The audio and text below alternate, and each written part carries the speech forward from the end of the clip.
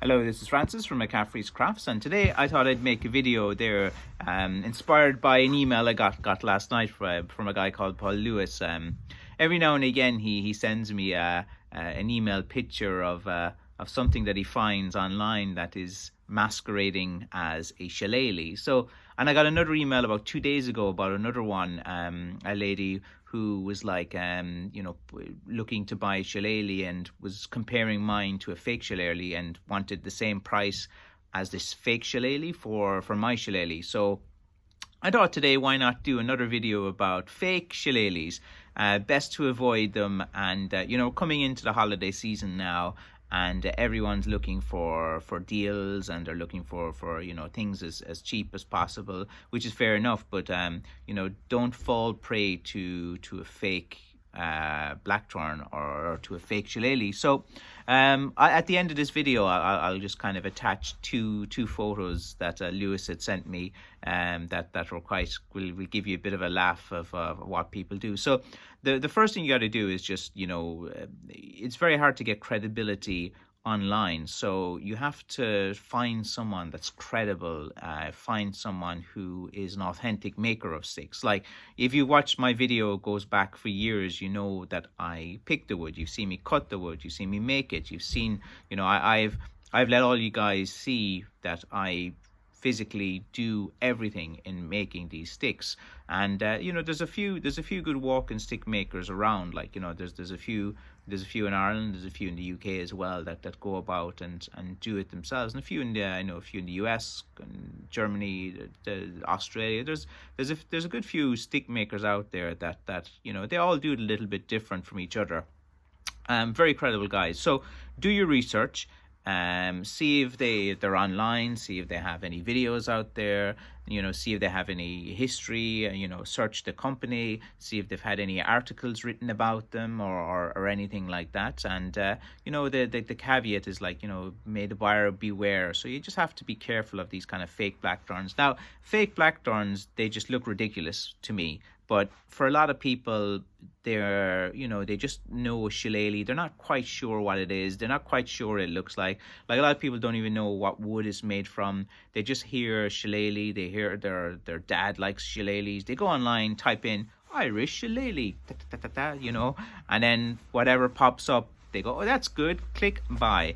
But sometimes you just need to just take a moment, because it's an Irish shillelagh isn't a cheap item. Like, it's taken out of Irish soil, it's seasoned for 2 years, it's hand carved. There's a lot of work that goes into it, and it's not like, well, it's not that expensive either. Like, it's the same price as a sweater or something. Like, you'd be paying for a sweater, you'd be paying for a decent enough sweater, you'd be paying for a stick. And it's going to last you like a long time too. It's these things are pretty good. So be careful of fake shillelaghs. They're hard enough to kind of spot sometimes when someone's are using hawthorn or something like that. The biggest thing always is to look at the weight of the stick and the measurements. Like, if I know what the circumference, or sorry, the diameter of the shaft is and how tall the stick is, I kind of have a pretty good idea of what weight it should be if it's a blackthorn. If it's coming out very light, then it's not a blackthorn. The only kind of way that people get around that is they cut hawthorn and it's green wood and it's still heavy, and they paint it black, and then the weight can not be a little bit similar to blackthorn because it's still not seasoned yet and it's quite heavy.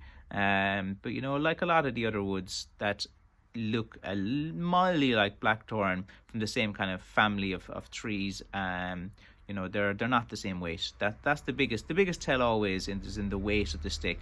The second way you're going to know is by the grain. Blackthorn is a dense, heavy wood. It has a tight grain. A grain is like, the little lines that you see in the wood, like that tells you maybe like how old it is or something like that when you're looking at an old tree. So you just have to be careful. And like, if your spidey senses are going and it's suspicious and you're like, is this an Irish lady or what? Just if you're not sure, or look, if you're not sure, just send me a message. I'll just, it takes me no time to say yes or no, because, all right, does this look okay? I'll just have a look at it.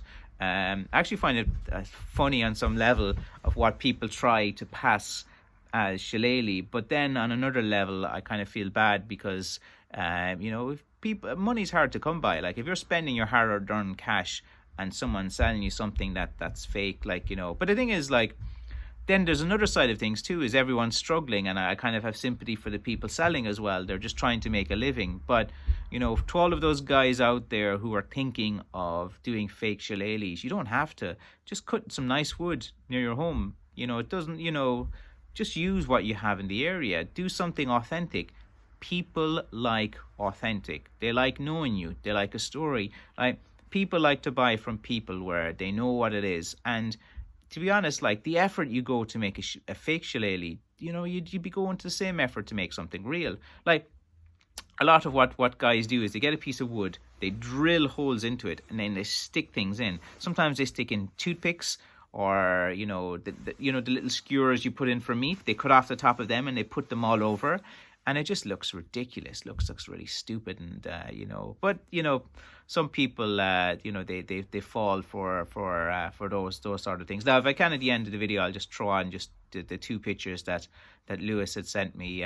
You know, that's our sticks that just look outrageous, like, you know. But again, look, it's just a highlight of just coming in, because I've got now 2 or 3 messages about it. Like, you know, going back to the lady that emailed me, she emailed me. She bought one of my authentic walking sticks, and then about a day or two later, when I was just about to ship it, I got an email saying that she wanted it half price. She said that she found another blackthorn online and it was half the price, and she wanted me to price match it, or she was going to cancel her order.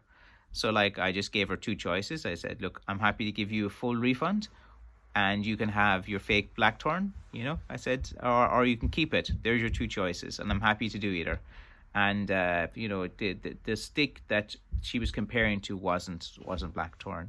It was actually a 2-part stick, which was with a handle attached, like a T-shaped handle, and it was on a different wood as well. So, but it was called the shillelagh just because that term is used. It can be used for pretty much anything, like that's a stick. So there you have it. Look, it's just a quick kind of talk day today about be careful there of the holiday season of the old fake blackthorns. And thank you for watching. Okay, bye bye.